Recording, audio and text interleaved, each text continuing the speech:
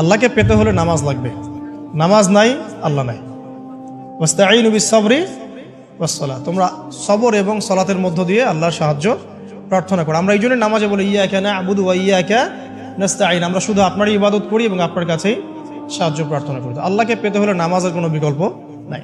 যে ব্যক্তি নামাজ পড়ে না আল্লাহর সাথে তার কোনো সম্পর্ক নেই, নো কানেকশন। আপনি যে কোনো কিছু চাচ্ছেন সেজদায় পড়ে আল্লাহর সামনে আত্মসমর্পণ করেই চাইতে হবে। ওয়াসজুদ ওয়াক্তারিব, আল্লাহ পাক কি বলেছেন? সেজদা করো, নিকটবর্তী হও। তো ব্যাখ্যা অনেক করা যায়। নামাজ না পড়লে কিন্তু মানুষ কুফরিতে লিপ্ত হয়।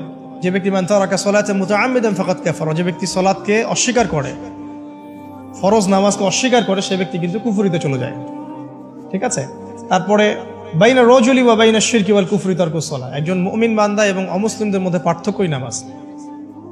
নামাজের বিষয়ে অনেক কথা আমি আগেও বলেছি, আপনারা শুনেছেন, অন্য আলেমদের কাছেও শুনেছেন। এক বাক্যে নামাজ না পড়লে ইসলামের রশিটা কেটে যাবে।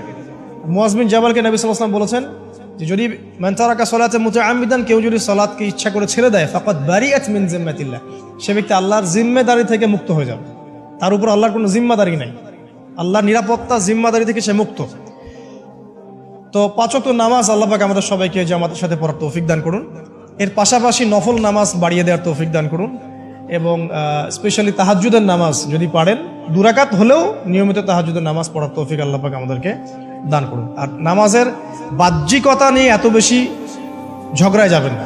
এখন আমরা যত ঝগড়া নামাজের বাহ্যিকতা নিয়ে, হাত বাঁধা, রফুল ইয়াদাইন, আমিন আর পায়ে পা, এগুলো নিয়ে ঝগড়া শেষ আছে? নাই।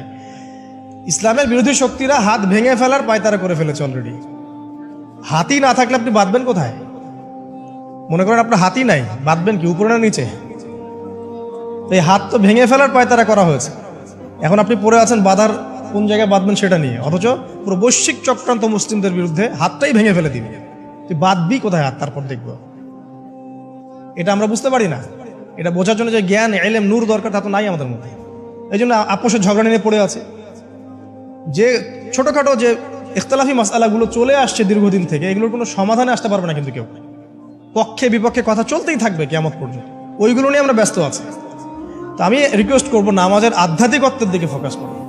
নামাজের আধ্যাত্মিকত্ব কি? আপনি আল্লাহর সামনে দাঁড়িয়েছেন, দুনিয়ার সাথে এখন আপনার কোনো সম্পর্ক নেই, আপনি এবং আল্লাহ, মাঝখানে কিছু নাই।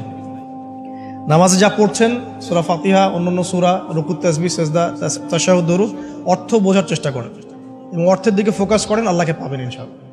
সিজদায় রুকুতে যখন যাচ্ছেন, আপনি চিন্তা করেন যে আপনি মহাবিশ্বের মহা শক্তিধর আল্লাহ রাব্বুল আলামিনের সামনে মাথা নত করেছেন।